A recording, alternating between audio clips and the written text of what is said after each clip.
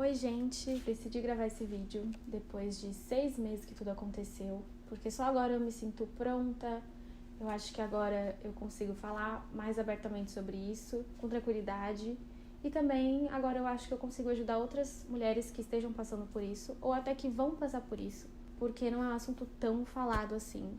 Eu mesma desconhecia todo esse mundo de acontecimentos, perdas. Eu decidi fazer esse vídeo porque foi assistindo o vídeo de outras mulheres que passaram pela perda, por aborto espontâneo, enfim, que eu consegui me levantar, porque eu vi que eu não estava sozinha. E aí eu vi que o problema não era só comigo, que não era só eu que não estava bem, sabe? Então eu acho que é muito importante a gente ter pessoas por perto que possam nos ajudar. Então a minha intenção com esse vídeo é essa. Se alguém precisar conversar, tirar alguma dúvida, eu vou estar aqui. Enfim, e aí eu vou relatar aqui a minha experiência pra vocês. Eu vou começar me apresentando. Meu nome é Yasmin, eu tenho 23 anos. Eu tenho um relacionamento aí bem extenso já, apesar de nova. E eu e meu noivo, a gente veio morar junto no começo do ano passado. E começamos a pensar sobre engravidar. Os dois já queriam muito, meu sonho sempre foi ser mãe. E aí eu fui numa médica, pedi os exames, que eu queria saber como é que eu tava e tal, fiz. E aí ela me liberou pra engravidar, mas ainda tava aquela coisa da vacina, eu esperei a vacina, esperei a segunda dose pra pensar realmente sobre isso. Então quando foi em setembro, a gente falou, agora a gente tá pronto. E aí eu levei 3 meses pra engravidar. E aí em novembro, um dia antes do meu atraso, veio positivo, bem clarinho, não tinha certeza de nada e tal. Mas aí no outro dia eu fiz aquele das semanas e apareceu lá de 1 ou 2 semanas. E a gente ficou super feliz. Até gravei a reação dele, gravei a reação dos meus sogros, meu pai, enfim. Foi um momento assim muito feliz, mas que ele durou poucos dias. Porém não deixa de ser um momento marcante, então por isso que eu tô fazendo esse vídeo, porque eu não quero apagar isso que aconteceu. Pelo contrário, eu acho que tudo acontece por um motivo. E aí, alguns dias depois que a gente descobriu, eu comecei a ter cólicas, eu comecei a ter corrimento, começou marronzinho, depois foi pra rosa claro e até chegar no aborto, né? Mas nesse meio tempo eu fui várias vezes no hospital e eles falavam que tava tudo bem, fazia exame de toque, tudo, falavam que tava tudo certo. E aí, uma das médicas falou, vamos fazer um ultrassom, né? Transvaginal pra gente ver como é que tá. E aí eu fui fazer esse ultrassom. E foi a pior experiência da minha vida. Eu tive que entrar sozinha, mesmo com a ameaça de aborto. Acho que isso foi muito triste, assim, pra mim. E aí eu deitei na maca, tudo, e a médica começou a me examinar e ela falou, não tem nada aqui. Eu acho que pra mim você nem tá grávida. Como você sabe que você tá grávida? Eu falei, mas eu tô com beta-HCG na minha mão, eu sei que eu tô grávida. Ela falou, não, eu acho que você já perdeu. Se você não perdeu, você tá perdendo, porque aqui não aparece nada. Desse jeito, ela foi curta e grossa e eu saí aos prantos da sala, não conseguia nem respirar. E aí eu voltei na primeira médica que me atendeu e ela falou, olha, você vai fazer beta a cada 2 dias pra ver se a gravidez evolui. Falei, tá bom. E eu saí aos prantos, fiz um beta, o beta tinha aumentado do primeiro que eu fiz, depois de 2 dias eu fiz outro, aumentou também, só que aumentou muito pouco. Então acho que ali já era um sinal que não ia evoluir, mas a esperança é a última que morre, né? Só que aí o sangramento passou a aumentar, até que eu percebi que realmente era um aborto. E era engraçado que eu não falava essa palavra e nem o Gabriel, né, nem meu noivo, nenhum dos dois falava, mas a gente sabia o que estava acontecendo. Tanto é que no dia que piorou tudo, que eu passei a madrugada inteira com dor, e eu só não fui pro hospital antes porque eu tinha ido à noite, tipo, era 10, 11 horas da noite, e o médico falou que estava tudo bem, que era pra eu deixar aquele sangue sair. Você vai falar o quê? Se o médico fala que é normal, disse que eu tava sangrando assim porque, por conta do corrimento e eu ter sido examinada, estava saindo que estava preso, coagulado, enfim, uma história que eu não entendi nada. E aí quando foi 6 horas da manhã eu não aguentava mais de dor. E aí eu me arrumei, falei pra minha mãe, liguei pra minha mãe me buscou. E assim, uma coisa que eu sempre falava era que se eu passasse por algum momento assim difícil, que eu precisasse de hospital ou algo assim, até brincava, até no meu parto eu queria que fosse a minha mãe comigo. Deus fez tudo tão perfeito que a minha mãe que foi comigo nesse dia no hospital, porque o Gabriel tinha que trabalhar. Eu acho que foi tudo um pouco mais não mais fácil, mas menos difícil do que estava sendo, sabe? A força dela me deixou mais forte também. E aí a gente ficou lá na maternidade aguardando, ficamos 2 horas esperando e nada, não tinha nenhum médico para me atender, não tinha ninguém para me ajudar e não tinha o que fazer. E chegou uma hora que eu não aguentei mais de dor e fui no banheiro.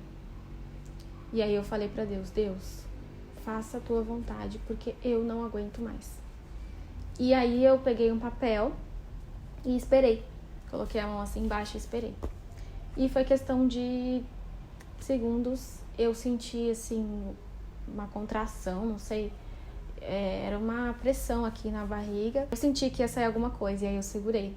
E aí era o saquinho gestacional, não vi embrião, mas como eu sangrei muito, a médica falou que não tem como saber se tinha, mas ali o que tinha saído era apenas o saquinho gestacional, então provavelmente minha gravidez era uma gravidez anembrionada, né? Não tinha embrião mesmo. Foi levado pra biópsia, tudo, e foi isso que foi constatado. Como eu tava dentro do hospital, foi possível fazer, né, esse exame. Dali eu já entreguei pra minha mãe, apareceu uma médica do nada, né, depois que não precisava mais.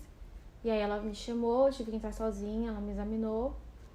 E aí ela falou, olha, realmente, isso aqui é um saco gestacional, tal, agora eu preciso te examinar pra ver se ficou alguma coisa, pra ver se você vai precisar de curetagem ou não. Lamiu, né? E aí eu deitei na maca, ela começou a olhar, e aí com uma pinça ela tirava uns restinhos assim. E eu acho que essa hora foi muito dura pra mim. E aí eu comecei a chorar, tendo certeza do que estava acontecendo. Aí ela falou, olha, eu acho que você não vai precisar, eu vou te dar uma injeção e daqui a alguns dias você vai vir fazer um outro ultrassom pra ver se ficou limpo, né?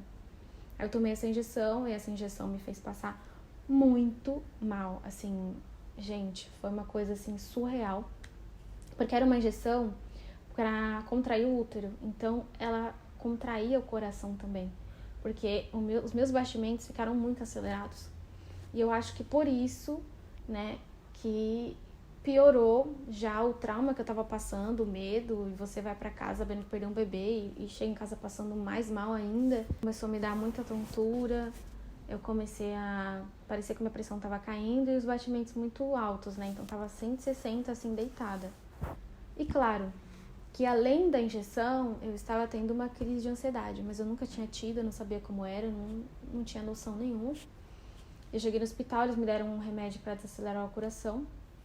E a médica falou, você é uma pessoa ansiosa? Aí eu falei, olha, eu sou, mas eu nunca tive nada relacionado a isso. Aí ela falou que por conta do trauma, de tudo que eu passei, provavelmente era isso. E assim eu passei dias e dias tomando vários calmantes naturais, nada resolvia. A única coisa que eu não deixei de fazer foi tomar banho. Mas de resto eu não comia, eu não conseguia assistir nada, eu não conseguia viver. Era surreal. Eu não conseguia chorar. Eu não chorava. As únicas vezes que eu chorei foi no dia que eu perdi, na terapia, e depois numa festa de família, recentemente, que tocou uma música que é aquela música da Marília Mendonça, da Estrelinha, que é uma música que mexe muito comigo. E uma prima minha também que passou por tudo isso. E essa música tocou e assim me destruiu de lembrar, sabe? E assim, quando a gente tem uma perda, a gente fica desesperado pra ficar bem logo, pra que a gente possa engravidar de novo, sabe? Porque a gente quer cessar aquela dor. E é óbvio que um filho não substitui o outro, nem nada do tipo. Mas a gente pensa assim, caramba, eu quero viver aquela felicidade de novo, né? Só que a gente sabe que não tá preparado. Então isso é muito duro, você ter que lidar com a espera novamente. Que nem no meu caso, eu esperei 1 ano pra pensar em engravidar, né? E aí depois esperar mais 6 meses, não foi fácil, mesmo os médicos falando que 3 meses era suficiente, alguns falavam que era 6, mas por que, né, que eu não engravidei de novo? Porque eu quis investigar a fundo o que tinha acontecido. Mesmo os médicos falando, o primeiro aborto é comum, pra mim não é comum. Então eu fui atrás de médicos que me ouvissem. Então eu fui em 5 médicos pra conseguir algum que me escutasse, que entendesse a minha dor e pudesse me ajudar, né? E aí eu já tinha escutado falar sobre a trombofilia, né, num vídeo da Amanda Domênico, no YouTube. E aí eu falei, será que é isso? Porque uma prima minha passou por uma perda bem próxima a mim. E eu sei que pode ser genético e tal. Eu pedi pra médica, falei, olha, eu quero investigar a trombofilia. e a médica me passou. Fiz os exames, até então não deu uma certeza, mas eu tinha muitas chances de ter a trombofilia. E aí a médica falou, olha, aqui por esses exames aqui eu já vou te passar as injeções, o AS, blá blá blá, tal. Só que eu não fiquei satisfeita com aquela dúvida, eu não tinha certeza, eu queria ter certeza. E aí eu fui em outro médico, falou, olha, com esses exames aqui a gente não tem certeza, então eu vou te passar outros. E aí eu fui atrás, fiz, e nos últimos que eu fiz veio a confirmação. Eu vou colocar aqui quais são os tipos de trombofilia que eu tenho. Eu também positivei para SAF, mas não é uma certeza, porque eu tenho um outro exame de anticardiolipina que não deu positivo, então, enfim, mas a médica já considera, então, o meu tratamento que eu vou ter que fazer quando eu engravidar, quando eu decidir engravidar, é um pouco diferente de quem tem apenas trombofilia. E, inclusive, eu vou compartilhar aqui também, eu vou fazer um vídeo só de como eu descobri a trombofilia, de todos os exames que eu fiz, de tudo que eu vou ter que fazer. O diagnóstico para trombofilia, ele é muito difícil, porque não é apenas um exame que você descobre, são vários exames para conseguir concluir. No caso, até então, eu sei que eu tenho a trombofilia genética e adquirida. Essa semana eu vou fazer um exame que é para investigar as células NK, para ver se eu também não tenho esse problema. Então, assim, eu ainda estou no processo, né, de investigação, indo compartilhar tudo por aqui e lá no Instagram também. Inclusive, me segue lá se você quiser acompanhar aí essa saga. Se você precisar conversar também. E eu espero que o meu vídeo tenha ajudado vocês. E um recado para as mamães que passaram ou estão passando por isso é que tudo passa. E que quando a batalha é muito grande, a vitória é maior ainda. E a gente precisa confiar nisso. Tem dias que a gente tá mais pra baixo, né? Tem dias que a gente tá mais triste. Mas ninguém solta a mão de ninguém e vai dar tudo certo.